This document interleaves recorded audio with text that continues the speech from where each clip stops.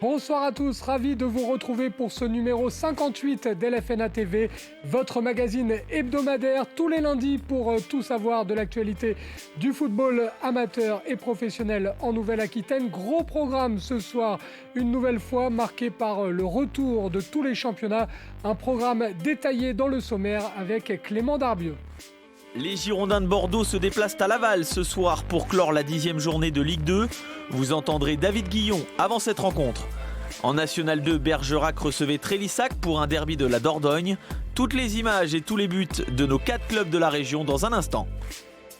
En National 3, le Stade Poitevin impressionne et conserve sa première place au classement. Xavier Dudois, le coach de Poitiers, sera notre invité ce soir dans LFNA TV. Focus sur l'ES Guérétoise, Bisu en National 3 qui se développe de plus en plus. La recette du succès du club creusois dans quelques minutes. Enfin, reportage à venir sur la rentrée du foot. Le FC Porte d'Océan en Charente-Maritime était à l'honneur le week-end dernier à Saint-Sulpice-de-Royan.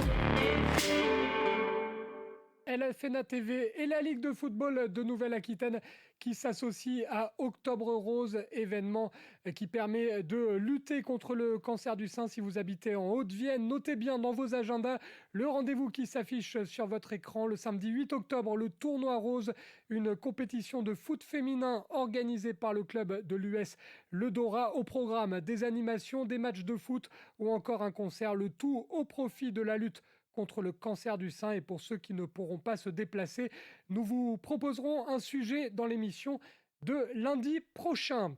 Le foot pro et la Ligue 2 maintenant avec la 10e journée qui se termine ce soir à 20h45. Déplacement crucial pour les Girondins de Bordeaux sur la pelouse de Laval. En cas de victoire, les hommes de David Guillon pourraient s'installer dans le confortable fauteuil de leader de ce championnat de France de Ligue 2. Le coach bordelais qui a profité de la trêve pour régler les automatismes, mais surtout pour faire un premier bilan de la saison. On l'écoute.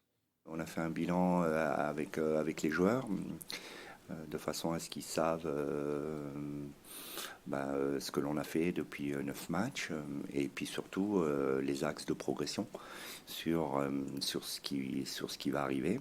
Donc voilà, on a beaucoup travaillé, on a rééquilibré des choses, on a travaillé à travers notre match, et puis cette semaine, on a mis les internationaux dans le travail avec nous, dans le chantier, notamment sur cette fin de semaine. Donc je pense qu'en effet, durant cette trêve internationale, il me semble qu'on a bien géré cette coupure de façon à ce qu'on continue notre dynamique et surtout qu'on continue à progresser. C'est surtout ça qui m'importe.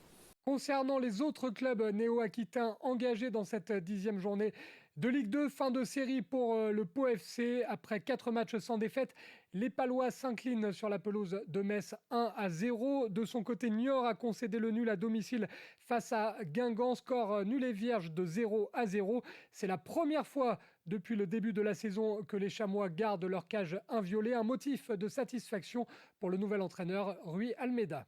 Je trouve qu'aujourd'hui, les joueurs ont bien compris qu'est-ce qu'il faut pour faire un match comme ça, contre un Guingamp, une belle équipe de championnat.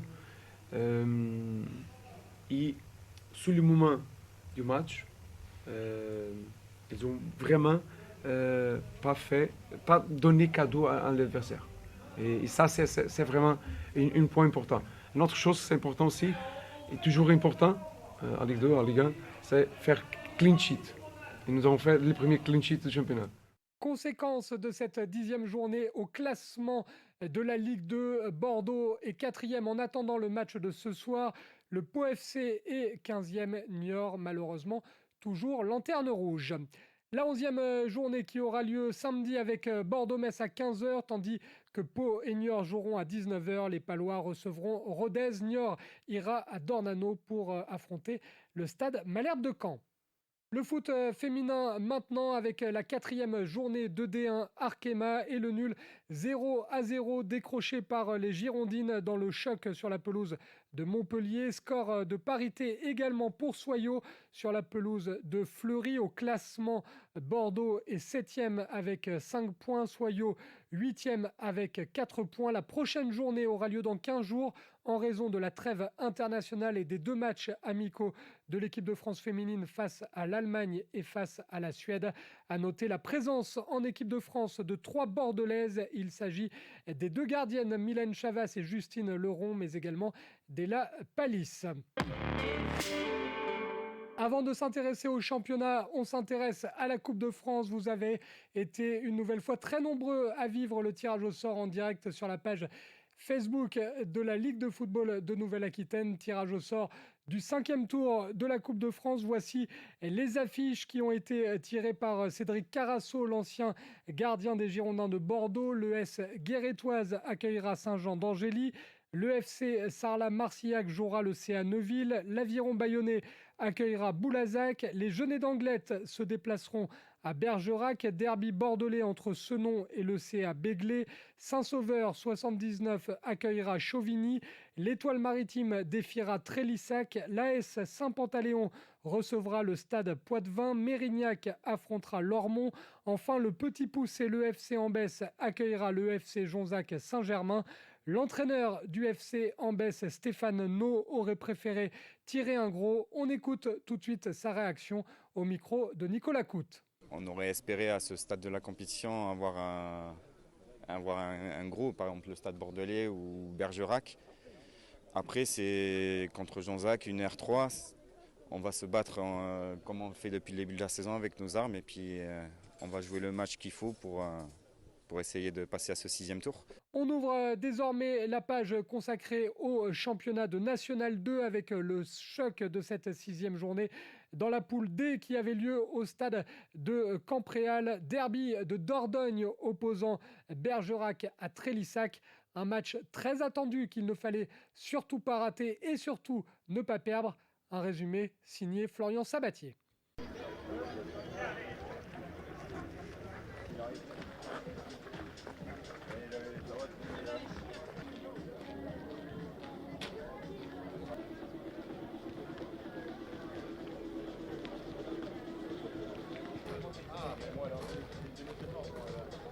Les deux équipes ont fait un début de saison plutôt correct avec Trélissac qui est parti assez fort sur les premiers matchs, Bergerac qui a été un peu plus diesel et qui monte en puissance progressivement.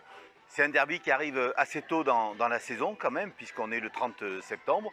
Bon, c'est toujours un moment particulier, un derby, 2 équipes du même département, une certaine forme de rivalité même si elle est toujours...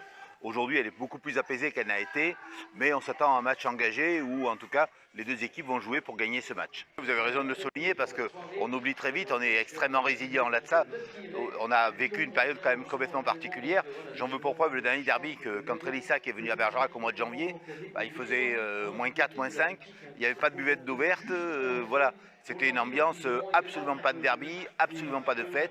C'est vrai qu'on retrouve aujourd'hui une ambiance festive, une ambiance de sport, celle qui nous va bien, qui mobilise les foules, qui va déchaîner quelques passions ce soir pendant 1h30 le temps du match. Voilà, quand on dirige un club, quand on est dans l'associatif, on le fait pour ce genre d'événement.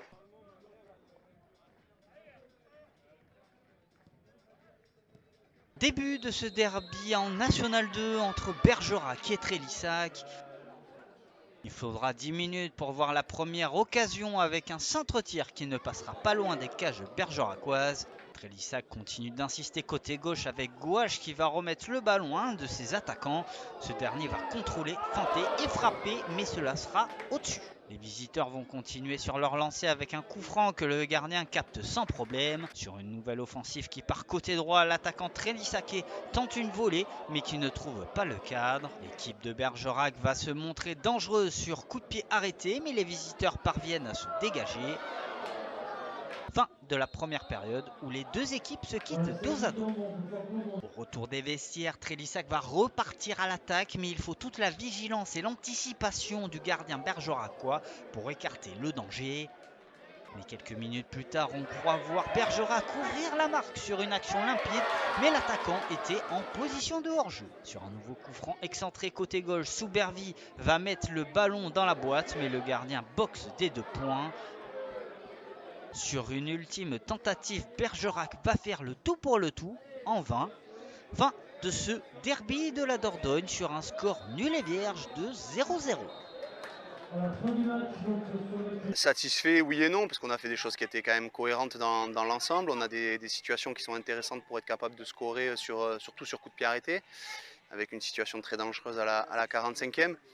Après, on a aussi des situations contraires avec 2-3 phases de transition où Trélissac nous a mis en grosse difficulté. Donc je pense que dans l'ensemble, le match nul est plutôt mérité. Mais il est frustrant parce qu'on aurait aimé faire autre chose sur un match à domicile.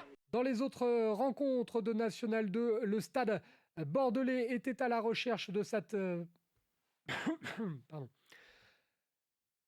Dans les autres rencontres de cette 6e journée de National 2, le Stade bordelais était à la recherche de sa première victoire.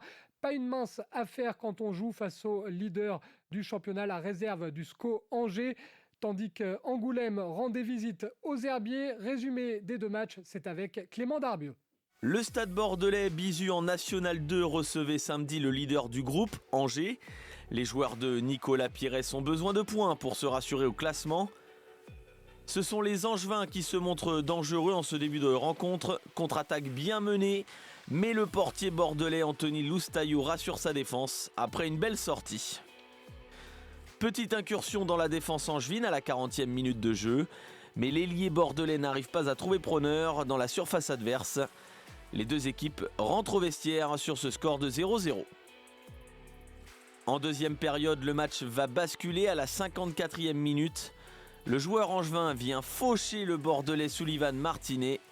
Sanction logique, carton rouge pour Angers qui va terminer cette rencontre à 10. Pas une entame de deuxième période idéale pour le leader du groupe. 4 minutes plus tard, les joueurs de Nicolas Pires sont à l'attaque. Burban Junior est bien lancé en profondeur. Il trompe le portier adverse et ça fait 1-0 pour les locaux.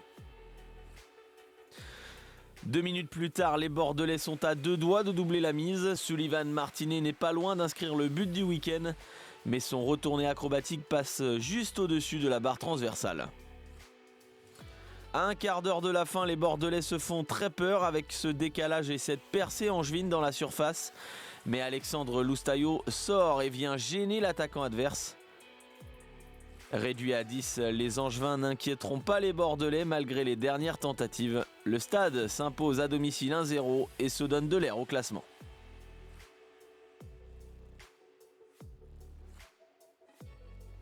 Vendredi soir, Angoulême se déplaçait en Vendée aux Herbiers pour confirmer leur victoire lors de la journée précédente. La première période est marquée par 5 cartons jaunes côté Angoulême.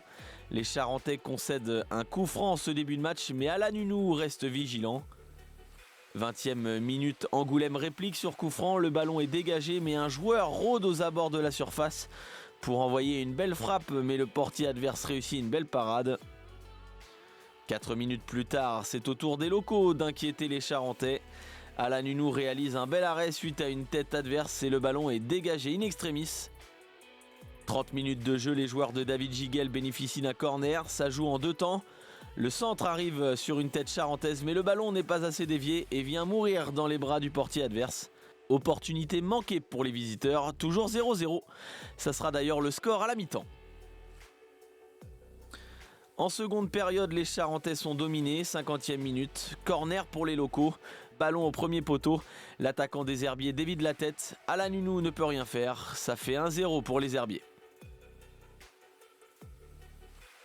Angoulême tente de réagir mais n'y parvient pas, défaite 1-0 en Vendée pour David Giguel et sa bande, Angoulême recule à la 12e place au classement.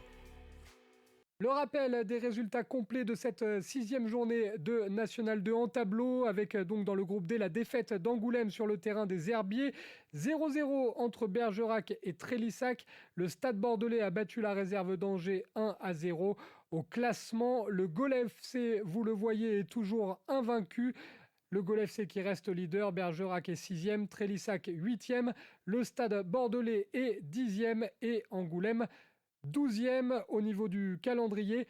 La 7e journée aura lieu le samedi 15 octobre à 18h. Trélissac recevra Saumur. Angoulême accueillera le Stade bordelais.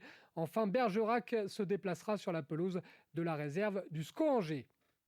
Le championnat de National 3 avec un focus sur l'ES Guérétoise, focus sur ce club du district de la Creuse qui retrouve ce championnat pour la première fois depuis 25 ans. Une promotion qui ne change rien à la politique du club, tout misé sur la formation et sur les jeunes, comme nous l'explique ce reportage signé Florian Sabatier. Du côté de la Creuse, s'il y a bien un club qui fonctionne bien depuis quelques années, il s'agit bien évidemment de l'ES Guérétoise. Si cette saison, le club creusois redécouvre la Nationale 3 25 ans après l'avoir connue, elle le doit à ses principes de formation qui sont bien établis au sein du club, puisque 80% de l'effectif de l'équipe première est constitué de joueurs issus des catégories de jeunes. Et cette politique de formation semble plaire à tout l'organigramme de l'ES Guérétoise.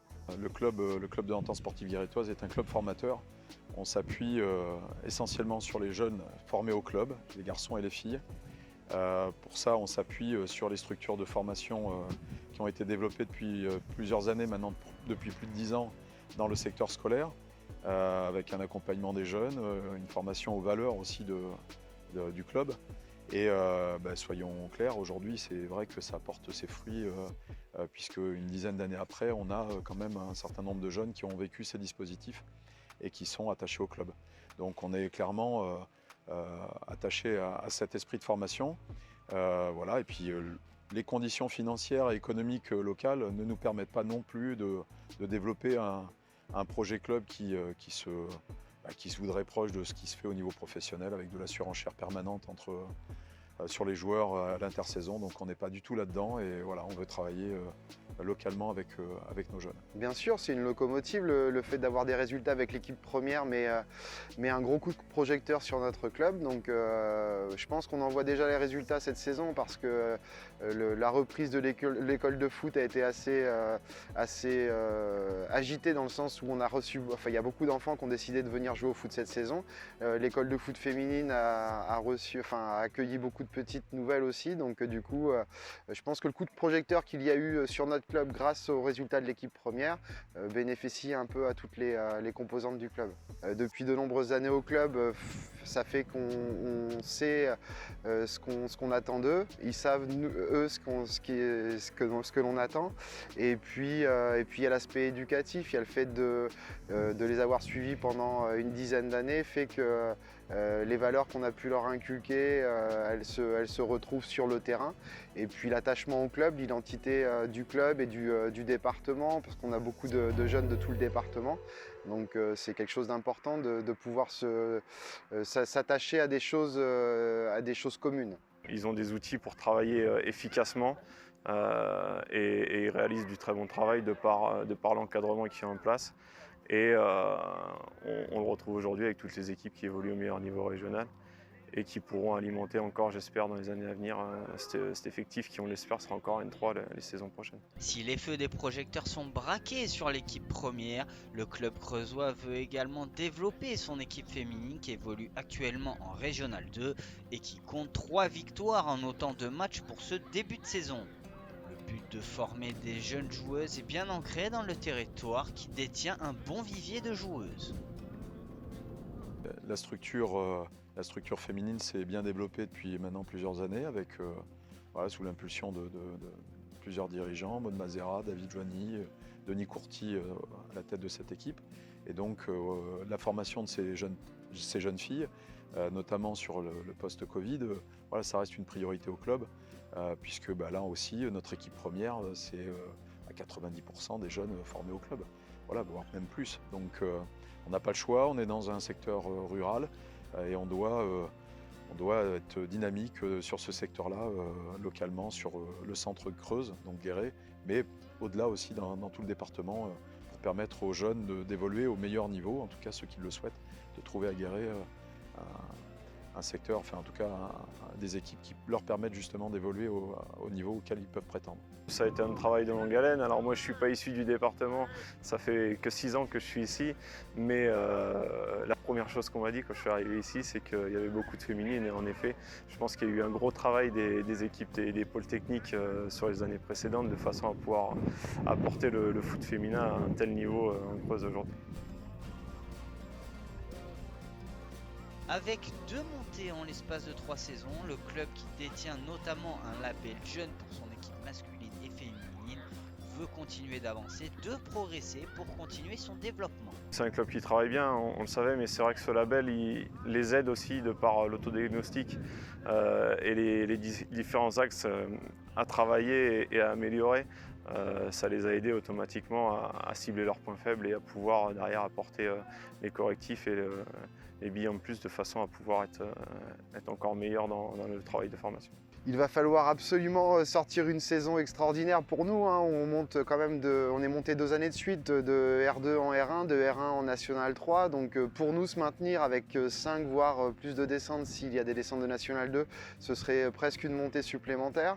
Mais effectivement, il faut ne pas se mettre de limites et essayer d'être le plus haut possible. De toute façon, on sait que même les clubs qui sont de bons clubs de National 3 peuvent être en danger avec 5 descentes. Donc tout le monde jouera avec ce petit coup près au-dessus de la tête. Ouais. Et cela passera forcément par un maintien en National 3 pour le promu afin de pérenniser le travail accompli jusqu'à présent. Pour rappel, cette saison, la National 3 connaîtra 5 descentes. Le S Guérétoise que l'on vient de voir dans le reportage et qui a réussi l'exploit ce week-end de ramener 1 point de la pelouse du leader, le Stade Poitvin. Parmi les autres résultats de cette 4e journée, Châtellerault est allé gagner sur la pelouse de Chauvigny. Victoire 2-1 de l'Aviron Bayonnais contre le Stade Montois. Score de parité 2 buts partout dans le match opposant Porte-Entre-deux-Mers et Libourne. Les Jeunets d'Anglet ont gagné sur le terrain de la réserve du Pau FC. Enfin, match nul pour la réserve des Girondins et celle des Chamois niortais, respectivement face à Neuville et Lège Cap-Ferré. Au classement, conséquence, le Stade Poitvin reste en tête avec 10 points. 3 équipes sont toujours invaincues. Le Stade Poitvin, son dauphin, le FC Libourne, mais également le CA Neuville qui est désormais 7e. Dans le bas de tableau, 3 équipes n'ont toujours pas gagné après 4 journées. Il s'agit de la réserve de Pau, du Stade Montois et de la réserve des Chamois niortais. Le Stade Poitvin qui donc est toujours leader, vous l'avez vu sur ce classement. Et pour parler du superbe début de saison de l'équipe de Poitiers, on accueille tout de suite le coach, l'entraîneur des Noirs et Blancs, c'est Xavier Dudois. Bonsoir Xavier. Bonsoir. Xavier, vous avez été accroché, je le disais précédemment, ce week-end par Guéret, 0-0. Parmi les explications possibles, je suppose qu'il y a le fait d'avoir changé de terrain, d'avoir joué sur du synthétique. Oui, même si ça n'explique pas tout, c'est vrai que la surface, je pense, nous a pas forcément favorisé sur ce match-là. Maintenant, on va pas se cacher derrière ça. On a manqué un petit peu de rythme, notamment sur la première mi-temps, où on a du mal à se créer quelques situations. On a rectifié sur la deuxième. Malheureusement, on n'a pas réussi à concrétiser les 2-3 grosses situations qu'on a eues. Juste pour qu'on ait un petit peu des infos coulisses, des infos entraînement, Xavier, comment on prépare typiquement sur la semaine précédente un changement de surface comme ça, on s'entraîne sur du synthétique, on essaye un peu de modifier la tactique. Comment on se passe quand on est coach, comment ça se passe quand on est coach comme vous? Pour rien vous cacher, c'est, les semaines d'entraînement ici sont assez compliquées, hein, de par nos installations aujourd'hui qui sont plus que défectueuses, on va dire. Donc, non, on s'adapte surtout par rapport aux créneaux qui nous sont proposés. Mais c'est vrai que sur une semaine, généralement, on navigue entre 2-3 sites, d'entraînement. Donc on n'a pas forcément le choix de la surface. C'est surtout, en fonction de la disponibilité qui nous est proposée, pour pouvoir, s'adapter justement aux créneaux, ou scolaires ou alors de disponibilité sur les autres terrains. Et pour l'instant, avec réussite malgré ces conditions particulières, puisqu'on le rappelle, vous êtes leader. Et puis, Xavier, satisfaction pour un entraîneur, forcément. Vous avez votre cage qui est toujours inviolée. Je suppose que ça fait partie des choses positives à retenir de ce début de saison pour vous. Oui, exactement, oui. Oui, tout à fait, oui. Sur le match, notamment de ce week-end, c'est un des seuls points positifs qu'on peut en tirer, à savoir de ne pas avoir pris de but une nouvelle fois. Maintenant, c'est vrai qu'on ne s'arrête pas non plus à ça. On sait que ça arrivera à un moment donné, plus longtemps, on fera en sorte de garder nos cages en violet, mieux ça sera. Mais, on doit aussi faire mieux, notamment sur l'aspect offensif. Être leader, Xavier, c'est forcément anecdotique puisque le championnat vient de commencer, mais quand même, on sait que c'est un championnat très très compliqué. C'est quand même mieux de prendre un bon départ. Oui, oui, vous avez bien résumé, hein, ça reste anecdotique dans la mesure où on n'a joué que 4 journées. Donc maintenant, il est toujours plus intéressant de prendre un bon départ que d'attaquer ce championnat compliqué et difficile avec un retard, comme ça avait pu être le cas la saison dernière. Donc forcément, c'est toujours plus positif, de bien démarrer, ce championnat, mais ça reste, la route reste encore très, très longue et on sait que voilà, et elle sera compliquée jusqu'au bout, oui. Ça concerne le championnat. On va quand même parler de la Coupe de France avec eh bien, le tirage au sort qui a eu lieu sur les antennes d'LFNA TV. Vous avez hérité d'un club de R1, c'est l'AS Saint-Pantaléon. Vous allez jouer ce week-end ce 5e tour. Se déplacer sur la pelouse d'une R1, c'est un cadeau empoisonné, comme on dit. Oui, on peut le prendre comme ça, oui, oui, oui, ça avait été déjà le cas un petit peu, sur notre premier tirage, face à une belle équipe de Bressuire, où on avait, réussi à s'imposer, non sans difficulté, mais on avait réussi à s'imposer malgré tout. Et c'est vrai que là, on s'attend encore à un match compliqué et au vu des informations que j'ai sur un terrain, très, très compliqué également. Donc oui, oui, on sait que ça va être, ce tour va être difficile. Il va falloir bien se préparer et puis être prêt surtout mentalement pour, réussir à se qualifier. Pour se qualifier dans une compétition, Xavier, qui forcément vous tient à cœur. Vous l'avez remporté avec Lorient. Vous avez créé des sensations avec Romorantin. Qu'est-ce qu'elle a de si particulier pour vous, Xavier, cette coupe? On a l'impression que c'est une histoire d'amour entre vous.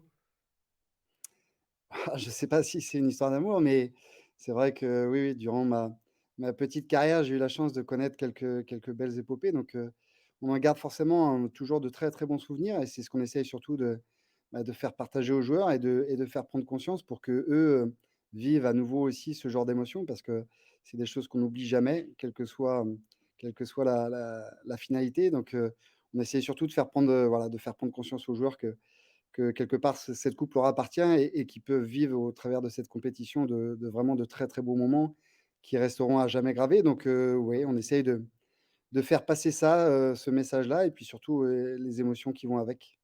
Vous vous êtes inspiré en tant que coach, Xavier, de vos coachs justement précédents sur les discours, sur les petites choses que vous pouvez apporter aux joueurs dans ces matchs si spéciaux de Coupe de France?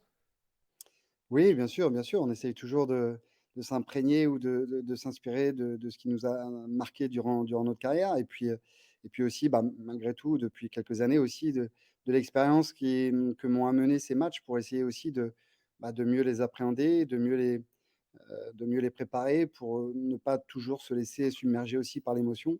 Donc forcément, oui, l'expérience, liée aux entraîneurs, aux différents entraîneurs que j'ai pu avoir m'inspire à chaque fois pour essayer de préparer au mieux cette compétition. Certains disent, Xavier, que quand on n'a pas joué la finale, on n'a pas gagné la compétition. Je suppose que vous n'êtes pas d'accord du coup? Ouais, ouais, même si, alors je suis d'ailleurs il y a un peu de vrai forcément, hein, parce que c'est vrai que ça reste pour moi, une compétition, enfin cette coupe de France reste avec un certain goût d'inachevé. Donc oui, je sais que je l'ai gagnée, mais voilà, sans avoir pu participer à cette finale. Donc ce qui me laisse quelque part aussi, un goût un peu amer. Mais maintenant avec les années, la rancœur ou la colère s'est estompée et puis on essaye de garder que les bons souvenirs. Surtout quand on a participé brillamment aux qualifications au tour précédent, Xavier. Oui, exactement, oui, c'est vrai, tout à fait, oui. Et en tout cas, on vous souhaite le meilleur. Ça sera ce week-end face à l'AS Saint-Pantaléon. Ça va être un match du 5e tour de la Coupe de France. Et puis, bien sûr, le 15 octobre, à la suite du championnat. Vous êtes pour l'instant leader. Donc, bravo Xavier pour ce début de saison et à très vite dans LFNA TV. Merci, bonne soirée, au revoir. On file dans le district des Deux-Sèvres pour ouvrir la page consacrée à la régionale 1 avec un détour du côté de l'agglomération niortaise. Match entre Saint-Liguerre et Ligugé. Les hommes d'Ousmane Bangoura ont-ils décroché la première victoire à domicile de la saison? Réponse dans ce résumé signé Victor Pérez-Boucheron.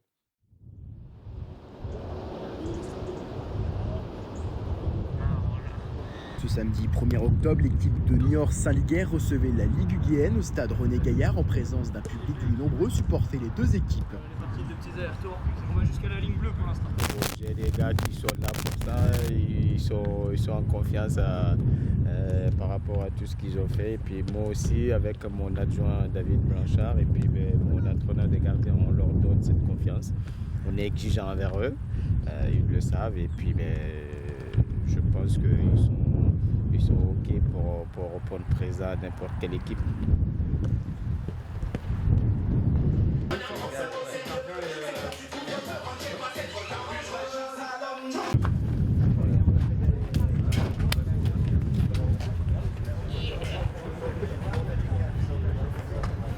Le coup d'envoi est donné par M. Benjamin Bernard. L'équipe de Niort en maillot rouge ne tarde pas à mettre la pression sur l'équipe adverse dès la 2e minute, obligeant le gardien de la Ligue UGN à sortir de sa cage. Pression niortaise dans ce premier quart d'heure. À la 11e minute sur un coup franc, Niort reste dangereux, mais Valentin Sarrault, le gardien adverse, reste vigilant. Il faudra attendre la 18e minute pour voir Niort ouvrir le tableau d'affichage par Simon Corentin.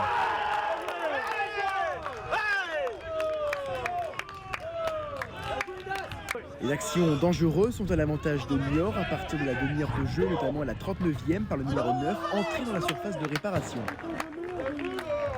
Un 23e élément, la pluie qui s'invite dans cette première partie vers la fin de la première période. Monsieur Benjamin Bernard siffle la fin de la première mi-temps et qui reste à l'avantage de Niort à la fois au score, mais aussi à sa domination 1-0.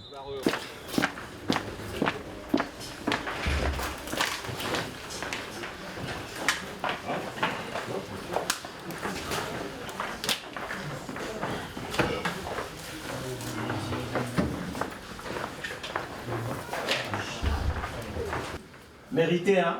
C'est mérité. On peut encore mettre un peu plus, hein? Parce qu'il y a de la place. Il y a de la place. Qu'est-ce qui se passe? Nos choix avant dernière passe ou la dernière passe qui sont mal négociés. Parlez avec ceux qui sont devant vous. Allez, allez,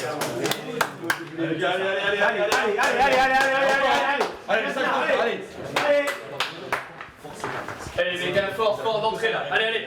Le jeu reprend, toujours avec cette pluie fine, toujours présente. Comme en première mi-temps, Niort presse sur un corner à la 54e minute. Le 10 niortais inquiète le portier de la Ligue UGN. Dans les tribunes, les spectateurs sentent bien la domination niortaise qui est rapidement récompensée par un deuxième but à la 76e, 2-0. L'arbitre siffle cette fin de rencontre sur la victoire de Niort qui a dominé tout au long de cette partie. Comme je l'ai dit auparavant, on jouait c'est pour avoir les 3 points, donc je pense que c'est mérité parce qu'on a mis ce qu'il fallait pour remporter ce match. Je suis très très fier de ma gamme. Réponse Zico, il a dit t'as une amende. Oui. Ouais. Il a raison.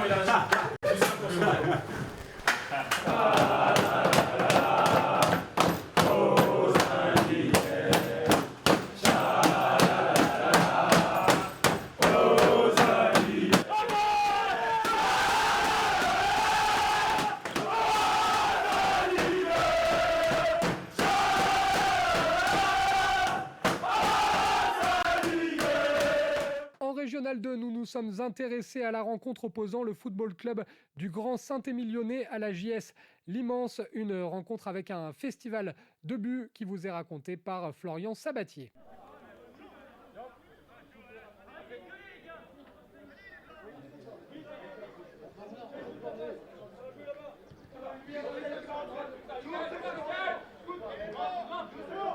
Effectivement, c'est le deuxième match. Après une défaite à Cireuil lors du premier match, un peu contre le cours du jeu, un penalty à la 90e minute. J'attends aujourd'hui un sursaut de nos joueurs, vu qu'en Coupe de France et Coupe d'Aquitaine, on a été éliminés. On a fait alterner le bon et le moins bon, pour ne pas dire le mauvais par moment. Il faut absolument aujourd'hui qu'on remette du sens à notre jeu et qu'on fasse une bonne partie, et à partir de là on aura certainement un bon résultat.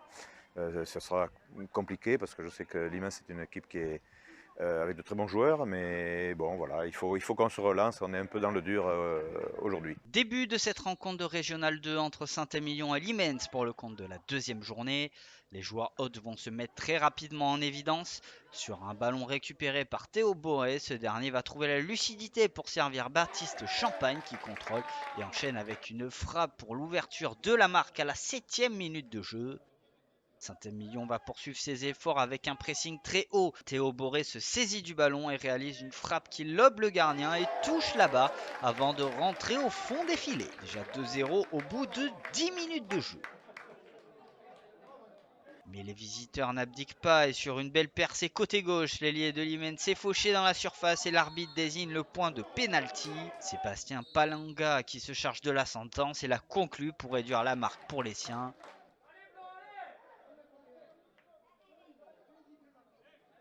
Mais sur coup de pied arrêté, un coup franc est tiré, la tête de Thomas Brindor est trouvée pour aggraver le score, 3-1.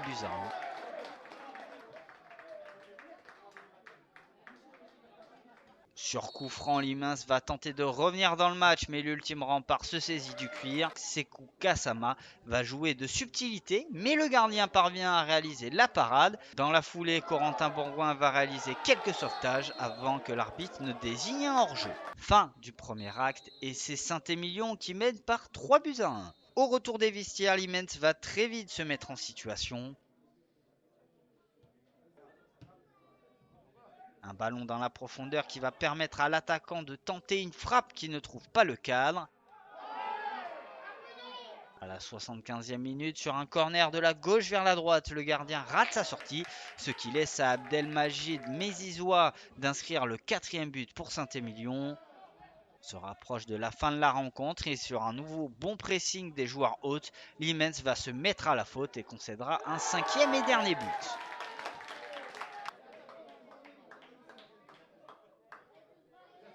Fin de cette rencontre et c'est Saint-Émilion qui prend les 3 points avec cette belle et large victoire. Voilà, faut féliciter Saint-Émilion, première des choses. Et deuxièmement, nous, c'est bien de prendre une bonne claque comme ça en début de saison, qui va nous permettre d'ouvrir les yeux sur ce que c'est que le niveau. On a fait un bon premier match contre Libourne, on fait un partout, on aurait pu gagner sur la fin de match, c'est une bonne équipe. Et là, avec une équipe aguerrie, des joueurs vraiment du niveau, à tous les postes, chose qui n'est pas notre cas chez nous, eh bien on voit ce que c'est que le niveau R2. Tout à fait, ça, ce qui m'a plu c'est qu'on n'a pas été appelé à décrocher, on est resté dedans, même après avoir marqué le 3e but, chose qui m'a plu dans l'attitude des garçons. Donc on grandit, on apprend, on est tombé contre une bonne équipe de l'Imens qui ma foi est composée de très bons joueurs. Après nous on a su faire déjouer l'adversaire. Et le fait qu'ils ont été appelés à gagner ces duels, notamment dans l'entrejeu, nous a permis d'aller dans le sens très vite de se projeter vers l'avant. Et ces occasions où on est appelé à faire preuve de lucidité dans le dernier geste, nous a permis de scorer un 4e et un 5e but. Donc très satisfait de l'implication des joueurs sur ce match contre l'Imens. Le futsal maintenant avec la régionale 1. Ce week-end, il y avait un match entre le Girondin Futsal Club et le collectif Charente-Angoulême-Basso. Les Girondins, que l'on surnomme les Jaguars, n'ont pas laissé respirer leur adversaire. Résumé de cette rencontre, c'est signé Florian Sabatier.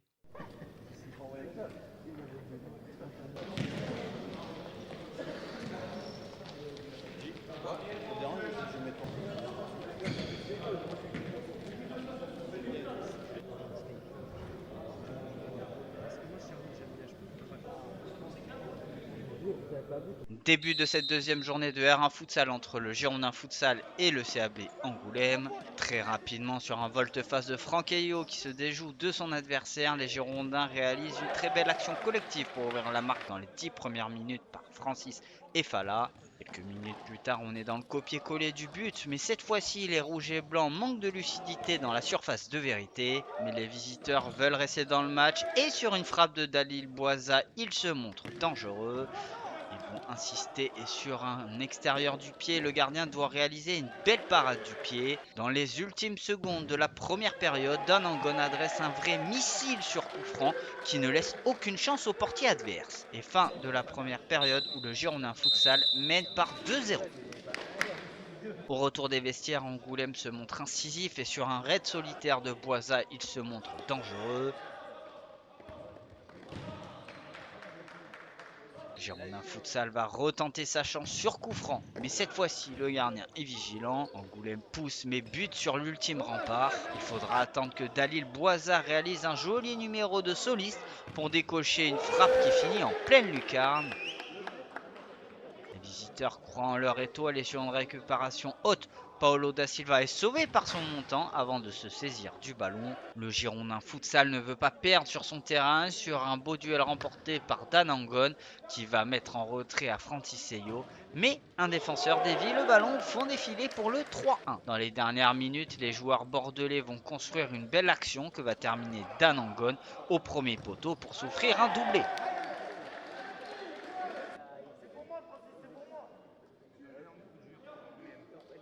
Le Girondin Futsal s'impose logiquement 4-1. On est déçus, oui, bien sûr. On repart avec une défaite et c'est la deuxième de la saison. Donc je pense que le score est un peu dur, donc c'est un peu difficile à avaler. Et on repart avec une défaite, oui, personne ne va être satisfait de ça, c'est normal. On a beaucoup la possession, donc ça donne souvent cette sensation d'avoir qu'une équipe, mais c'est pas ça, c'est parce qu'on a une équipe qui va avoir souvent le ballon. Mais on est tombé sur une bonne équipe d'Angoulême qui fermait bien et qui a su bien jouer les coups quand il fallait. C'était un match, même si on croit que c'est facile, c'était très serré et pas facile de gagner ce match-là. On termine cette émission avec le reportage de la semaine d'LFNA TV. Un reportage consacré à la rentrée du foot, un événement organisé par la Ligue du football amateur en Charente-Maritime, plus précisément du côté de Saint-Sulpice de Royan. LFNA TV avait confié la caméra à Clément Darbieux.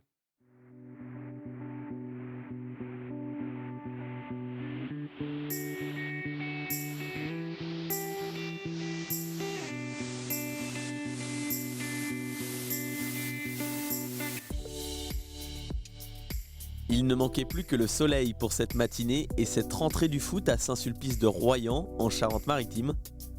Une fête organisée par la Ligue du football amateur pour annoncer la reprise d'activité et lancer le début de la saison, comme l'indique Frédéric Ingels, chef de projet à la Fédération française de football. On parle aussi de la rentrée du foot au travers de cette tournée promotionnelle qui est organisée par la fédération et qui se compose de 13 étapes. Donc 13 étapes que l'on organise avec l'aide des ligues et des districts concernés. Et on va à la rencontre de 13 clubs. Donc on privilégie les clubs lieux de vie. C'est une manière pour nous de les remercier de leur engagement dans tous les projets liés aux clubs lieux de vie. Une tournée de 13 étapes, donc dans des clubs dits de lieux de vie, avec le soutien de l'instance régionale et départementale. Mais en quoi consiste ce concept de club dit de lieu de vie? Les explications avec Ludovic Martin, conseiller technique d'animation dans le district de la Charente-Maritime. Un club de lieu de vie, ça veut dire qu'on s'occupe des enfants à tout moment, je dirais entre guillemets parce que ça ne va pas être la nuit, etc. Mais par contre, on les accueille quand il y a besoin d'aide aux devoirs, on les accueille à des moments où les parents ne peuvent pas forcément les garder. Et donc, il y a une partie garderie. Il y a un club house qui vit bien. Et puis, le club qui vit bien, c'est être présent pour les enfants. Au niveau du football, certes, mais en dehors également, pour les éduquer. Une belle opportunité pour le club choisi lors de cette journée, projecteur sur le FC Porte Océan 17, qui se félicite d'accueillir un tel événement. Ça représente le travail qui a été fait au sein du club les années précédentes. C'est une récompense d'être sollicité comme ça pour une journée comme ça. C'est la transmission, c'est la convivialité, c'est l'esprit collectif et s'amuser avant tout.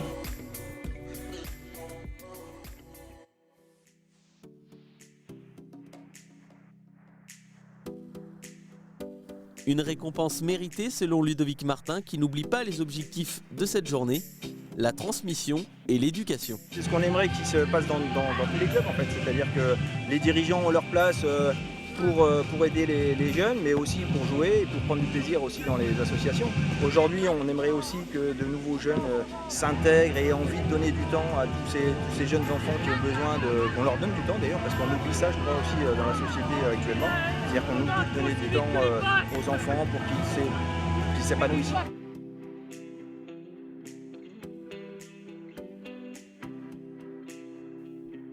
Baby-foot, jeux vidéo, quiz, la Ligue du football amateur a mis le paquet au plus grand bonheur des enfants et des parents. On devait redonner envie aux gens d'aller sur les terrains, sur et à côté des terrains, bien sûr, parce que le club fonctionne ensemble. Et donc l'idée, c'est effectivement ça, on parle de plaisir, on parle de joie, de transmission, d'apprentissage, d'éducatif. C'est toutes ces notions-là en fait, qui sont chères au programme éducatif fédéral aussi, parce que c'est la base. Ce programme, c'est la base en fait, de ce qu'on propose aujourd'hui à toutes les personnes qui participent, que ce soit petits ou grands. Donc effectivement, oui, c'est la notion de plaisir de jouer, le plaisir de se retrouver au sein du club, au sein d'un club qui a un projet de vie très fort. Voilà, c'est la priorité de cette année. Place désormais à une après-midi foot en marchant, mélangeant jeunes, moins jeunes et seniors, et le tout dans la bonne humeur. Cette tournée se terminera le mercredi 5 octobre en Corse.